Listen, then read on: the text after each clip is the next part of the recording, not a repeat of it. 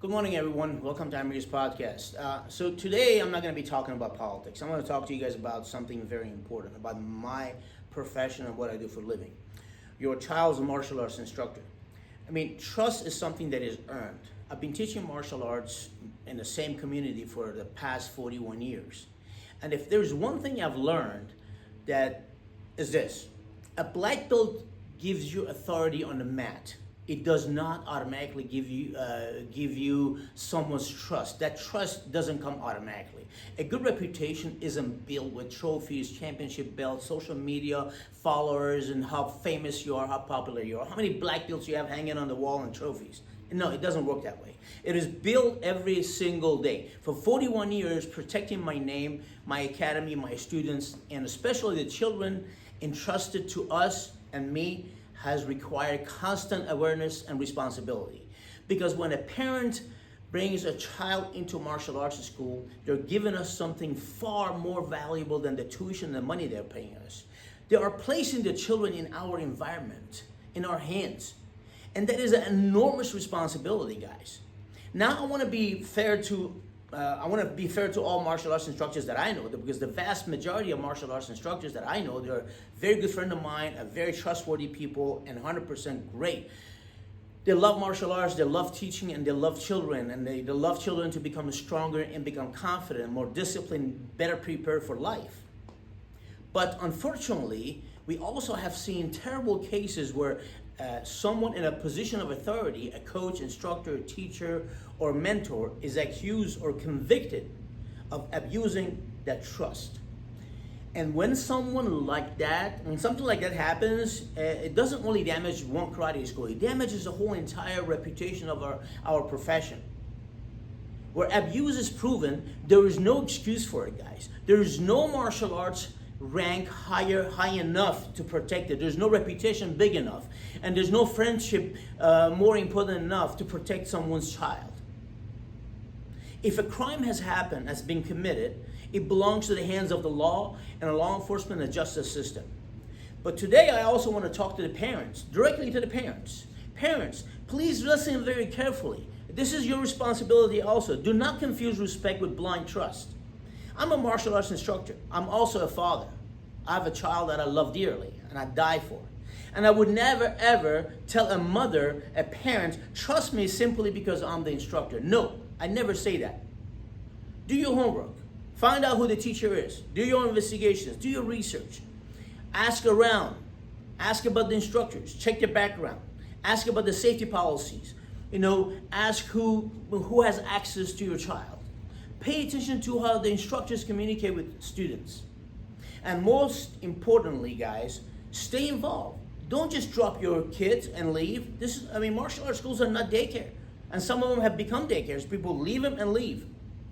Don't simply leave your child and leave.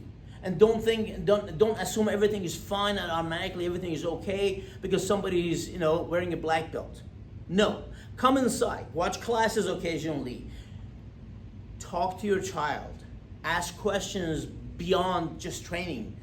Are you having fun? Ask them. What did you learn today? Did your instructor, treat you well? Did anything make you feel uncomfortable? These are the questions you should ask. Did anyone ask you to keep a secret from the parents, from the mom and dad? You have to ask them that question. Did anything happen that make you feel uncomfortable? Ask them that question. Ask them that question without fear. And that's not paranoia. That is parenting. That's being a good parent. And instructors should not be offended by this. None of my friends in college should be offended by this. If you're running a professional martial arts academy, transparency should not threaten us at all. Should not threaten you. Should not threaten me. Parents should always ask questions and be involved, and they have to see what we do. Adults working with children should understand that being someone's coach does not make us their best friend. We are not their best friend. We're their coach. We are not their parents. It does not give us unlimited access to the kids and their personal lives. There must be a professional boundary for us. Professional boundaries are important. There should be clear boundaries of what our responsibilities are. Communications, transportations. You have to look into, private meetings and communications. All those things are so important. Do not create a secret with the children. A healthy instructor does not need a child keeping a secret from the parent. If you're mentoring a young person, which all of us are mentors, that's what we do. Their parents should know what you're doing. They should know what you're saying. Transparency protects the child and protects the parents and protects us as instructors. That is something that people need to understand and not forget. Good policies aren't designed because we assume everybody is guilty. No, they're designed so that inappropriate behavior is harder to hide.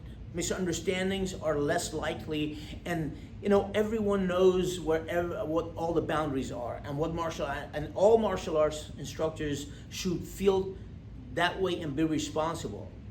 We must police our own profession.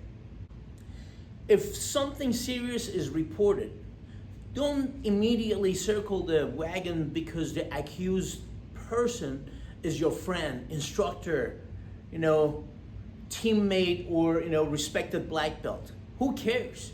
Nothing is more important than a child's life, and after that, your name and reputation. Take allegations seriously. Protect the child. Document concerns. Follow applicable reporting laws.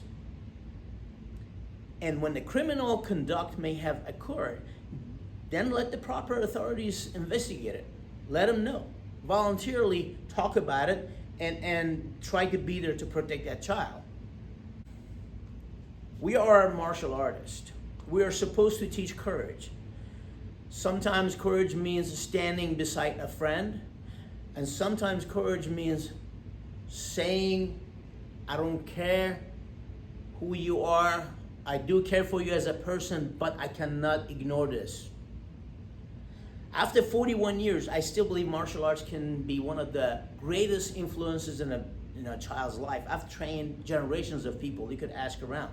I watched shy children become confident. I watched children who were bullied learn to stand tall and stand up for themselves. I watched younger students become champions, professionals, parents, business owners, and leaders. And that is the beauty of martial arts.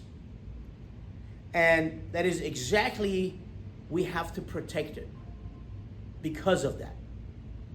So to my fellow instructors and all my friends in the industry, which I love you guys greatly and I have respect for all of you, your students don't belong to you, my students don't belong to me. They have been entrusted to you and they have been entrusted to us, to me, and there's a difference. Treat every child with the same care and professionalism you would demand if that child was your own son or daughter. And to the parent, respect your child's instructor. That's what we want. You have to respect them. But questions, watch, listen, and be involved. Go to the classes, participate. Trust in your instincts. And teach your children that no title, coach, sensei, master, professor, grandmaster, all that nonsense, that doesn't mean anything. Anything and anyone with an appropriate behavior, none of those titles mean anything. Because our greatest achievement isn't how many champions we produce. It isn't how many trophies that we collect in our school. It isn't how many years we have been training and wearing a black belt. It is how many children walk through our doors and become better people. That should always be our number one responsibility. Protect the students, protect the parents, protect the students, respect the parent, honor the profession, and never allow black belt to become a blindfold. I'm Amir, and I'm honored to be serving this community for the last 41 years and teaching martial arts. And I still believe the greatest thing in the world for children is to learn martial arts. And also, I believe the greatest thing is not to teach how to fight, but also teach character. Thank you for listening, and God bless you guys.